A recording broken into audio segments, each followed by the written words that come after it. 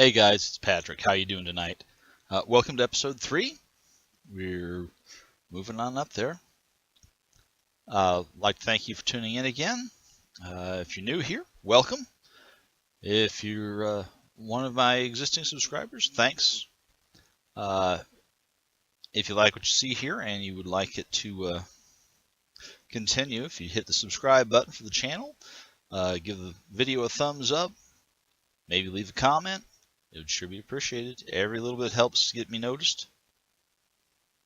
Tonight we are going to be talking about Star Trek Discovery and its primary competitor on TV for the hearts and minds of Star Trek fans, the Orville. We are going to be comparing and contrasting them. We're going to kind of part from the normal idea of linking everything to games, as I said in the intro. Sometimes we're going to do straight reviews. And that's what this is going to be tonight, because there's a lot for me to cover, and it's going to take a while. So we're going to forego the gaming stuff tonight. We'll get to that in another video in the future.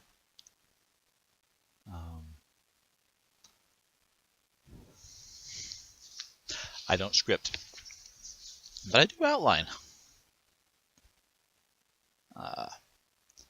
I am going to try to be family friendly tonight, but it's going to be very difficult because part of what we're covering is one of the complaints about Star Trek Discovery, and that's the language. In a couple places I'm going to have adult language. I will flash warnings for parents who want to mute the sound. Turn off your YouTube closed captions. I don't have any control over those. Those are automatically generated, and they will surprise you sometimes, but I don't generate those. You might want to turn those off if you're worried about adult language. Again, I'll flash a warning, try to give you a little bit of time before we start. I also want to let you know that I'm not going to be commenting on anybody's fandom. I have my opinions about the shows, but it is perfectly okay not to like either show, or to like Discovery and not like the Orville, or vice versa, or to like both of them. I know people who like both. So I'm not wanting to come off as judgmental on that count. Sorry about that. Real life interference. Couldn't be helped. Anyway, like I said, not going to judge anybody for their fandoms. You're going to like who you're going to like. Want to warn you before we get started, there will be spoilers. I've warned you in the title. I've warned you in the description. I'm hoping that the messages that are flashing on screen right about now are going to be sufficient to let you know that it's going to happen. But there will be spoilers. So, the Orville versus Discovery. When these projects were announced, I was really kind of excited about Discovery. There's some interesting people being mentioned to work on it. I was intrigued with the notion of going back to the Prime Universe. I like the idea of it being a more or less prequel to the original series. The Orville, I wasn't really sure what to make of it. I'm not a huge Seth MacFarlane fan overall. I don't like Family Guy that much. I'm not big on his sense of humor for the most part.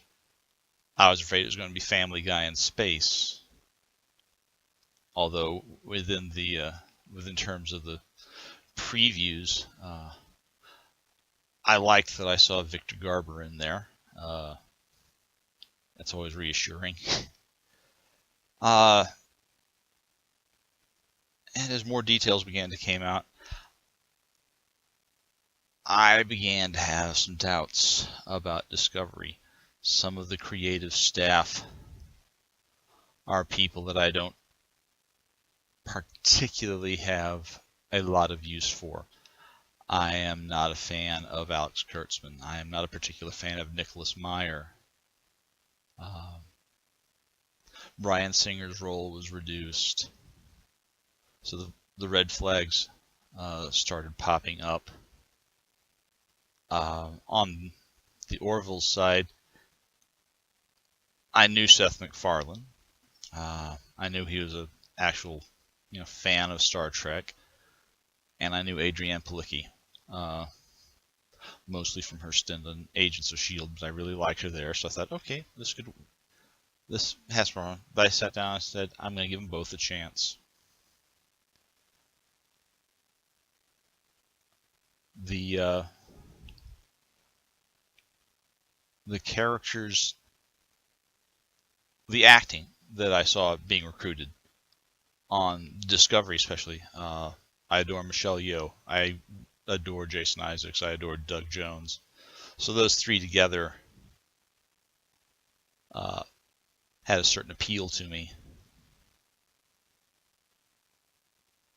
And as I began to hear some of the story description, I was like, oh, this could be interesting. Not told from the captain's perspective. It's a lower ranking character. And that was okay. The previews for the Orville made it look like a spoof. As one guy I know online put it, he said, it looks like Galaxy Quest without the heart. Which I thought was a little harsh, but it had given MacFarlane's track record. I could see where he was coming from. The more they started talking about Discovery online, the more I began to be worried. When you set something in Star Trek's Prime universe and you give approximately when it was supposed to be set, there's a certain expectation. You generally are going to know what things should look like approximately. There's a certain, for lack of a better term, I know there's probably is a better term, but I don't know it.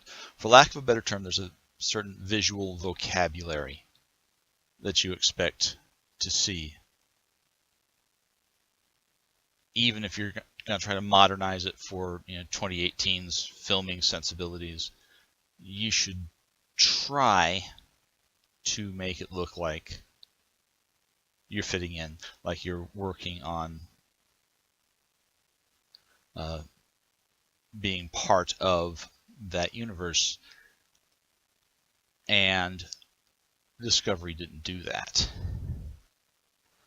When they started flashing the pictures of the uniforms, they had no resemblance whatsoever to where they should have been, even if you were going to try to modernize things.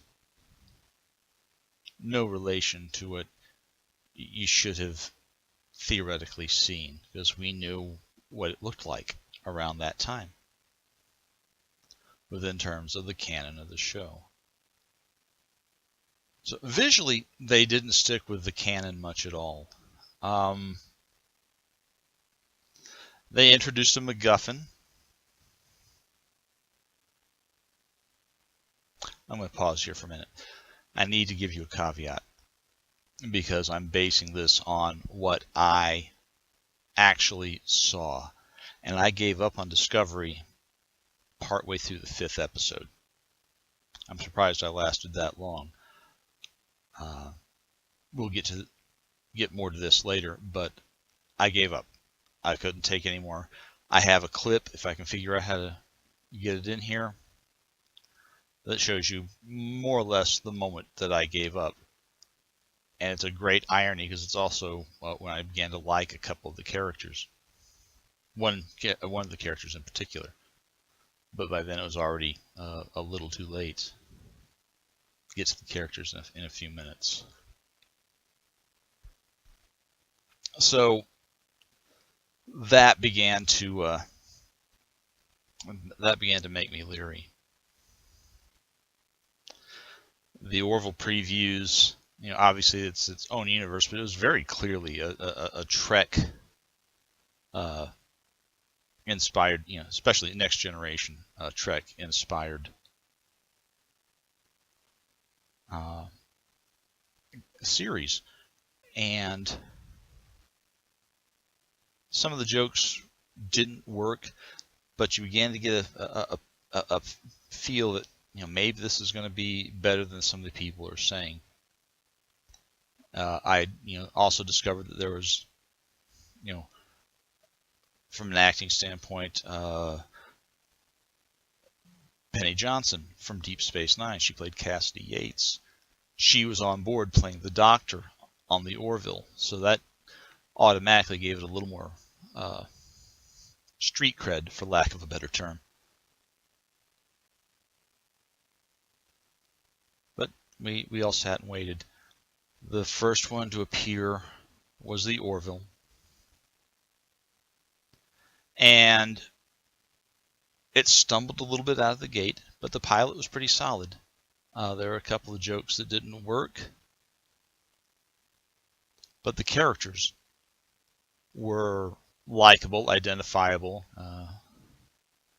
You have Captain Ed Mercer, Seth MacFarlane's character, who is coming off a divorce, had a bad spell, finally being put in command of a starship.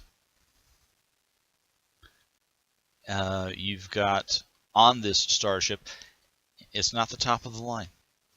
It's a mid-range explorer, the Orville, named for Orville Wright.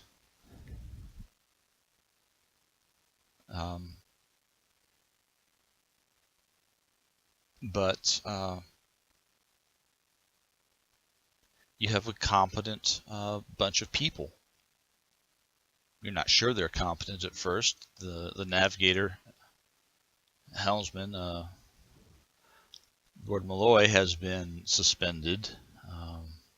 There's not an executive officer. The chief of security is a 23-year-old kid who also happens to be substantially stronger than anybody else on board because she's from a very high-gravity planet. You've got Bortus, who is the local Klingon allegory.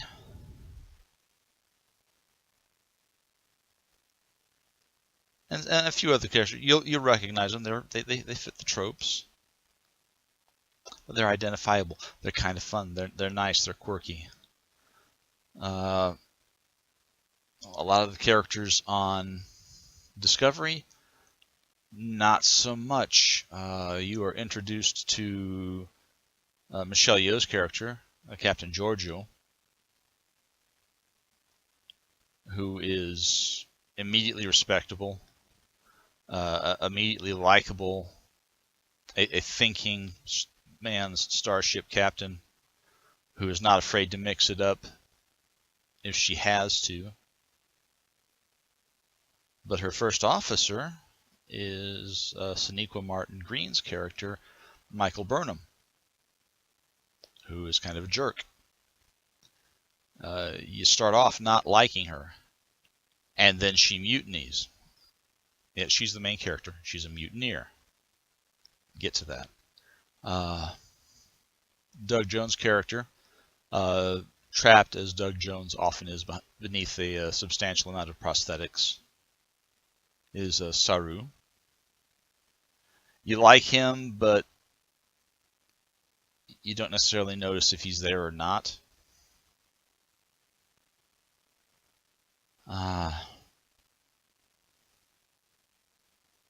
Towards the end of the first episode,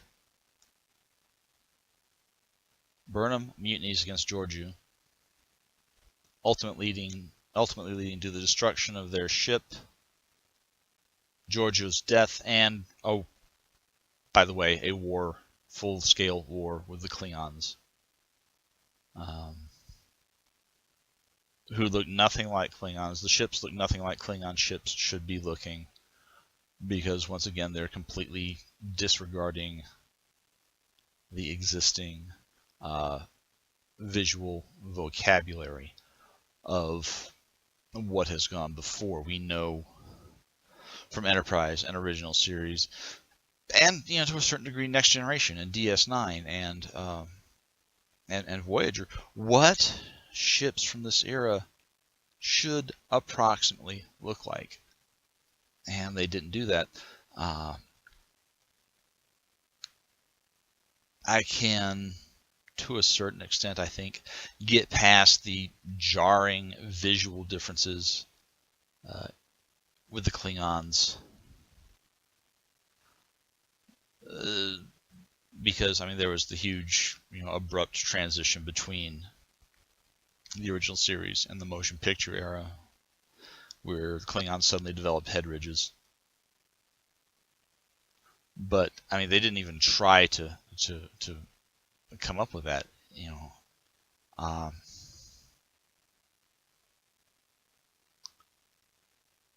Once you actually get past the 2-episode prologue onto the Starship Discovery, you discover there's a whole lot of other characters that you don't like.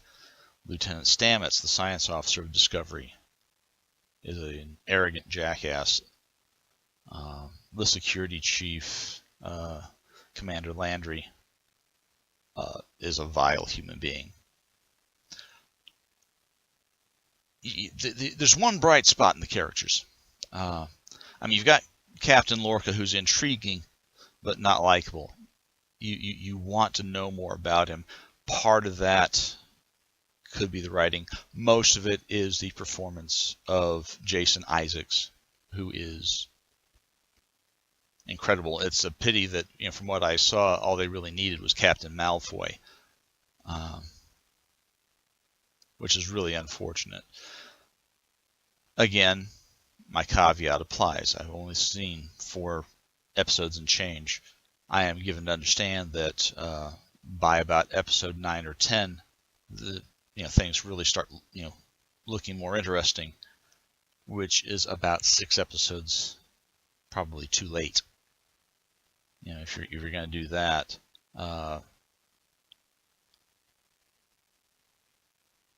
But the real bright spot for me was Cadet Tilly. Cadet Sylvia Tilly, played by Mary Wiseman. She is funny. She is friendly. She is likable. She's almost approachable. All of which endeared her to me to start with, and then I realized she's also autistic. My son is autistic. So that lent something for me finally to connect to in this show, and like I said, it was too late by that point.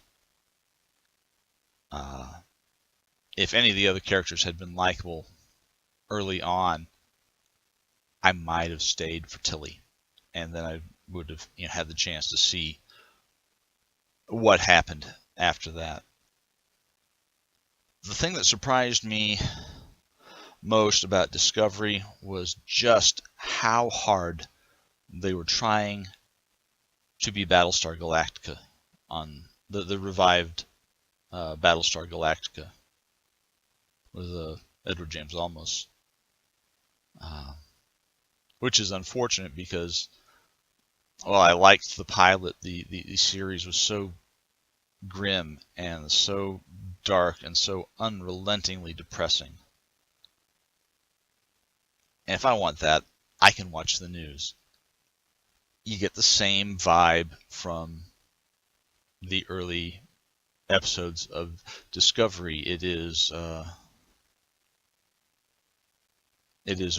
war film with Star Trek-ish trappings.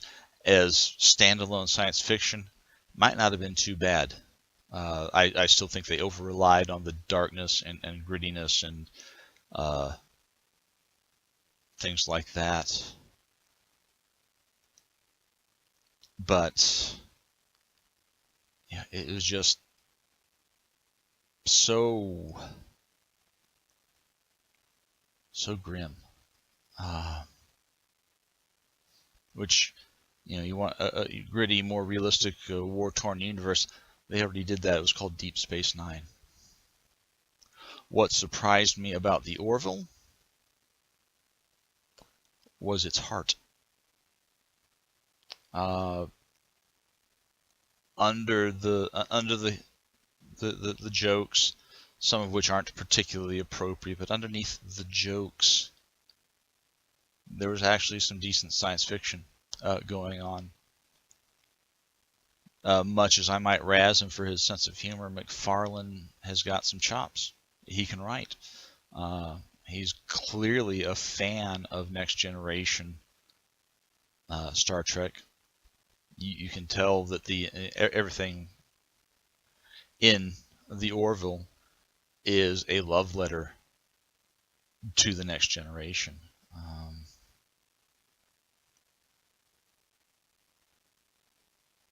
And I've watched every single episode of the Orville at least once, some of them twice.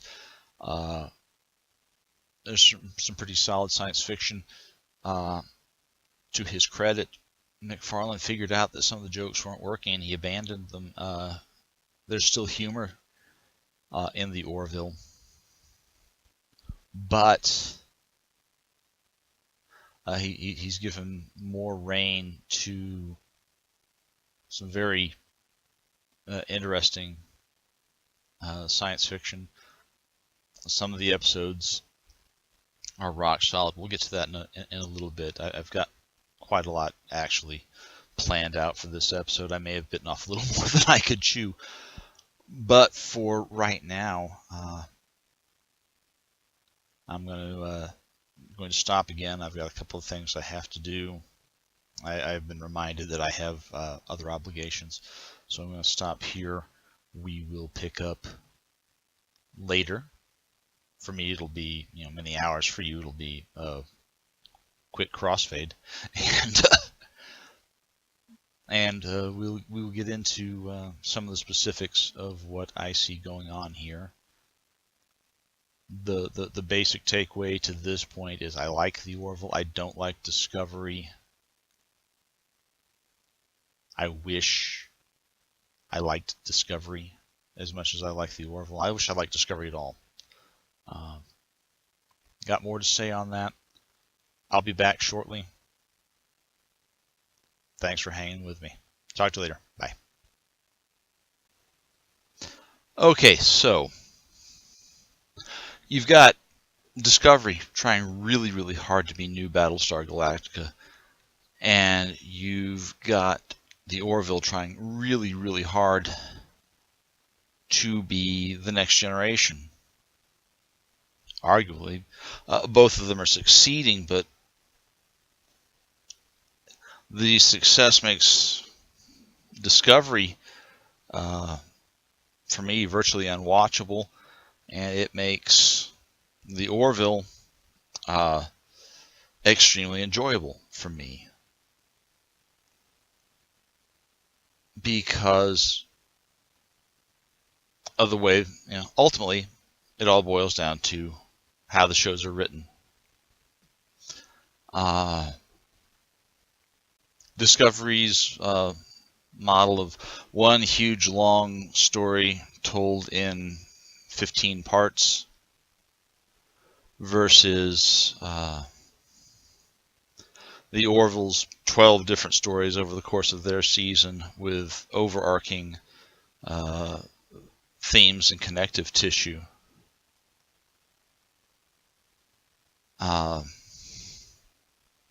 One of the things that works for me the most about the Orville is it's optimistic. There's hope. People seem to like each other. People are likable. Whereas in in Discovery, most of the people are at odds with most of the rest of the people. People don't trust Michael Burnham, and nor should they. Brilliant as scientific mind as she supposedly is, she's a mutineer who's shown that she can't control her emotions.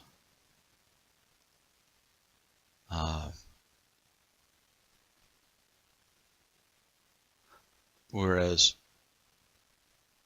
on the Orville,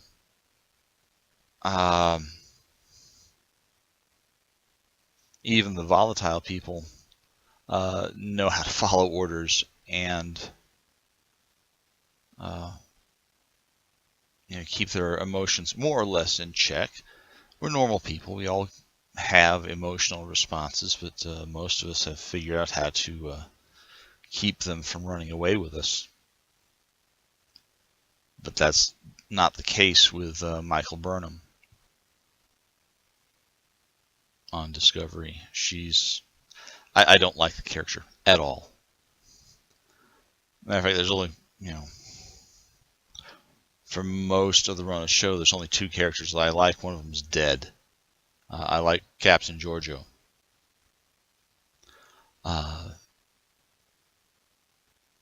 Even though the writers were fairly dense about giving her something to do other than die. Absolute waste of phenomenal actor. And I like Tilly. I really, really like Sylvia Tilly. On the other hand, I like everybody on the Orville. I could see myself, spending time with any of them, really. But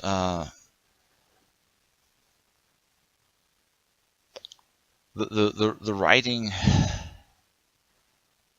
is just so dark and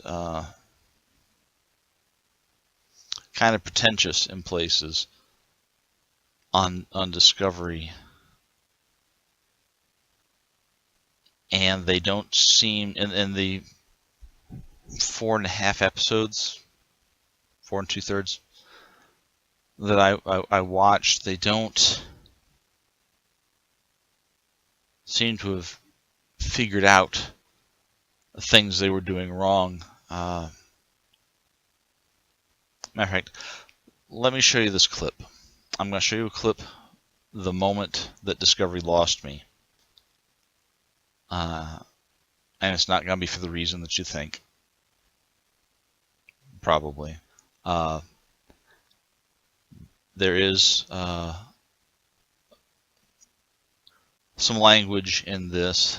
This is the first time in a Trek television series that one of George Carlin's 7 words you can't say on television was actually used. It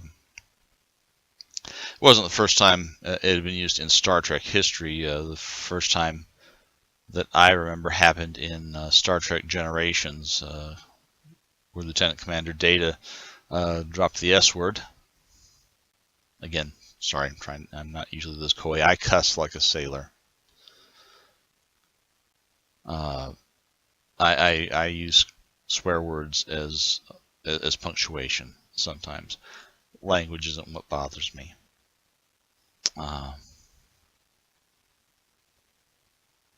Anyway, let me show you this clip, and then we'll talk about why I dropped out of Discovery. Our mushroom, Prototaxites stellabiatori, a species made up of exotic material found not only in normal space, but in a discrete subspace domain known as the Mycelial Network.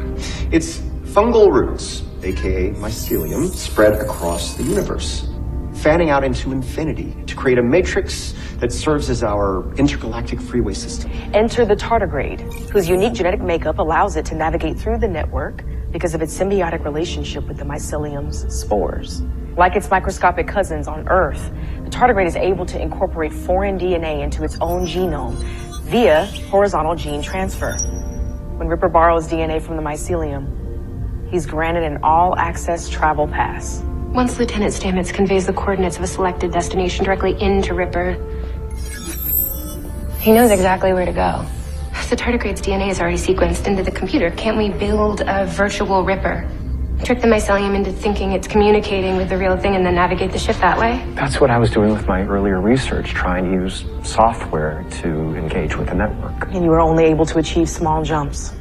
See, now I know why. The spores and the drive were functioning at a fraction of their capacity until we presented the mycelium with an animate co-pilot. That's the key. The tardigrade's alive. We just need to integrate the same sequence into a compatible species, one that understands its role in this process and engages willingly. You guys, this is so fucking cool. So sorry. No, Cadet. It is fucking cool. Let's do it. Okay, and we're back. Did you spot it? Like I said, it wasn't them dropping the F word. That didn't bother me at all. I don't think it would have bothered Gene Roddenberry.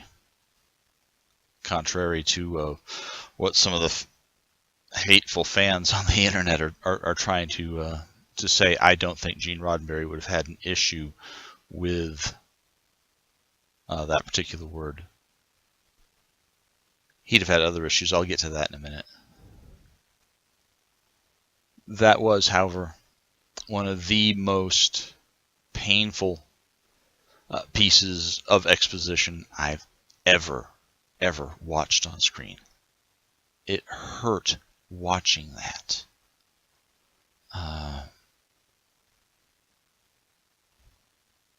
And then, ironically, that was also the moment at the very end there where I started liking Lieutenant Stamets, and by then it was too late. I had already gotten rid of CBS All Access and decided I wasn't going on any farther. So ironically, the part of the show that got me interested in one of the characters that I didn't like, cost me watching the show. Because when he turned and looked at Tilly and said, "No, Cadet, that really is bleeping cool." I was like, wow, he really enjoys what he does. He's not just a pretentious jackass with delusions of adequacy. But like I said, by then it was too late. And it was like that all through the episodes that I watched. They'd throw big chunks of exposition out there. They never seemed to figure out that this wasn't necessarily a good thing. Part of the reason I think I gave up was you had to go through so much that it was boring trying to figure out what was going on. Whereas Seth MacFarlane, who wrote I believe he wrote every episode of the first season of the Orville. Whether it's he himself figuring something out or just listening to the people that he had working with him, and he's got a lot of Trek alums behind the scenes. Andre Bormanis, Brandon Braga. He's had Jonathan Frakes on to direct episodes. I think he had Roxanne Dawson from Voyager drop in and direct an episode as well. I'd have to go back and check. I want to say that I saw Roxanne's name. But whether he figured it out on his own or he just had the good sense to listen to some of the people that worked with him, the things that didn't work, he dropped. He stopped he stopped using some of the jokes that weren't working or that had been overused. The character of Alara Katan, the security chief, played by Halston Sage, she's extremely strong, and whenever there was a jammed door or something else that needed great strength to deal with, he would ask Alara, at least in the first 4 or 5 episodes, basically the first half of the season, "Hey Alara, you want to open this jar of pickles for me?" And then all of a sudden that joke disappeared. He still had her open doors and things of that nature, but that joke had disappeared because he realized, I've used this too much. There's a running theme through the Orville. Ed Mercer, the captain played by Seth MacFarlane, as I noted earlier, has gone through a divorce. Well, as it turns out, the executive officer they have assigned him is his ex-wife. And the ex-wife divorce jokes run hot and heavy through the first 4 or 5 episodes, and then they suddenly start disappearing, as if he was listening to people saying, this isn't working.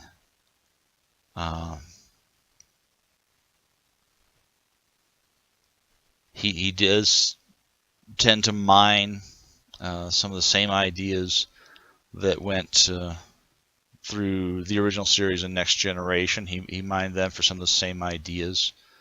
The second episode is an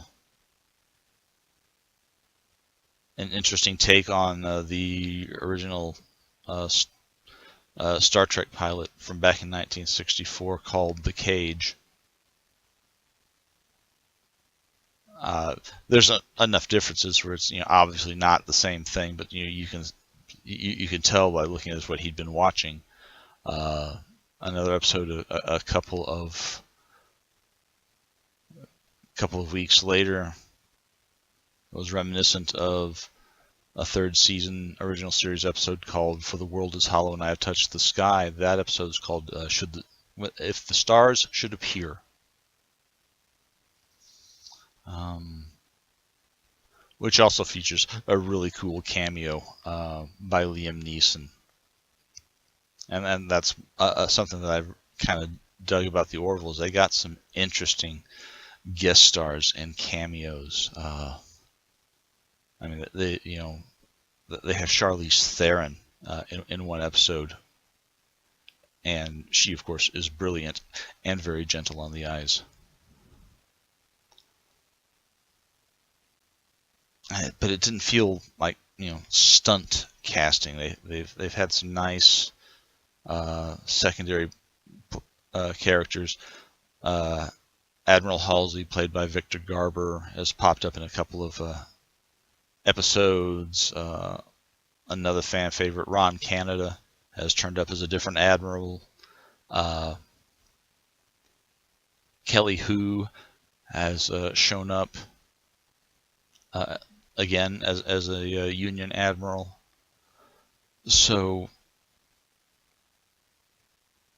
those have all been fun, but they wouldn't work if the writing of the episodes didn't work.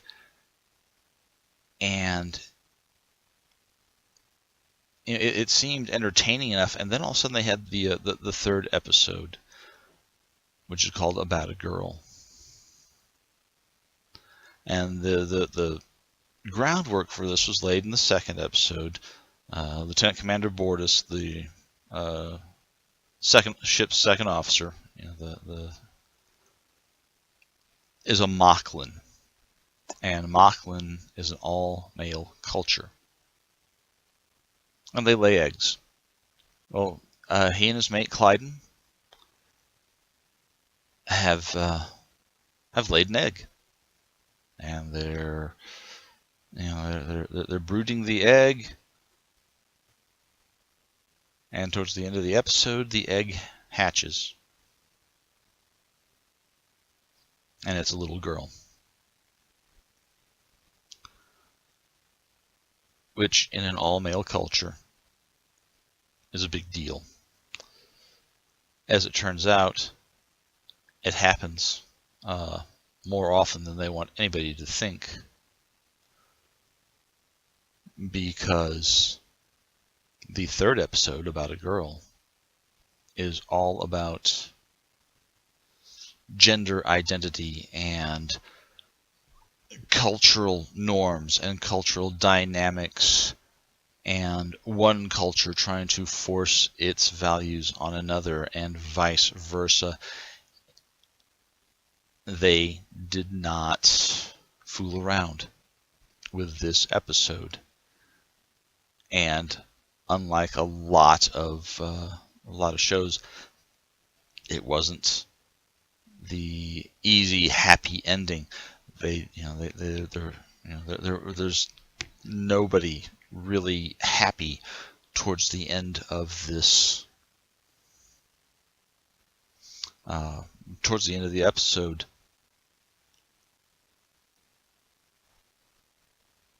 and it put a strain on the marriage of Clyde and Immortus, and that stress carries on through several episodes left, through the rest of the season.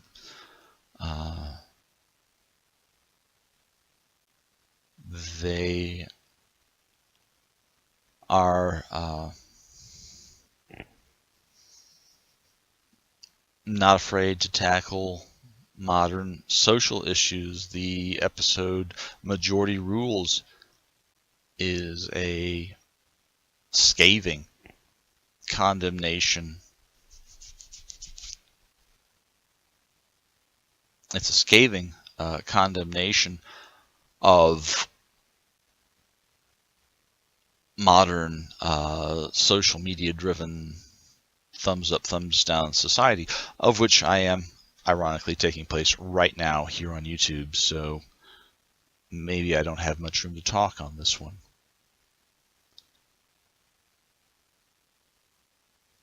But it's all well written. Seth MacFarlane learned from earlier mistakes. And I liked that. I liked the fact that he wasn't, horribly afraid to take chances. He wasn't afraid to ask some hard questions and occasionally throw some answers that nobody's going to like. So ultimately, my enjoyment of the shows comes down to the writing on these shows. And I like the writing on the Orville a lot better than I like the writing on Discovery.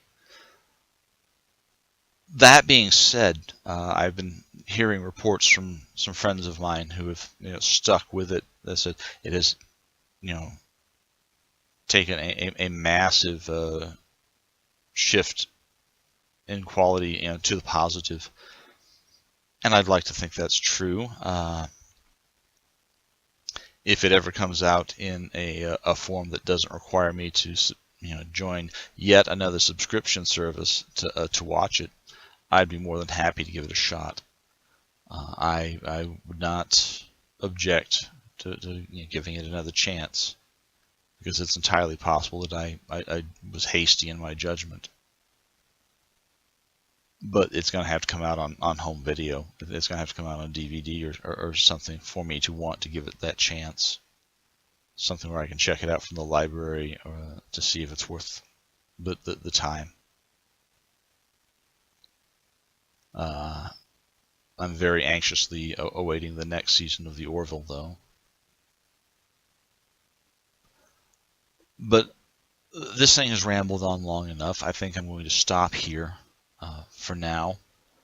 We'll pick up again later. Thank you for sitting through this, putting up with this for so long. Thank you for ignoring the continuity errors, because it's taken me several sittings over several days to get this, get all these pieces recorded and edited together. So I appreciate your patience. Again, I want to ask you, if you like what you're seeing here, subscribe to the channel, like this video, leave some comments, try to be polite in the comments, but, hit the bell down there and get yourself notified when I do post new content. Tell your friends. Speaking of friends, while we're sitting here, I'd like you to go check out a couple other channels some friends of mine put together, Questwise and PapaGamer.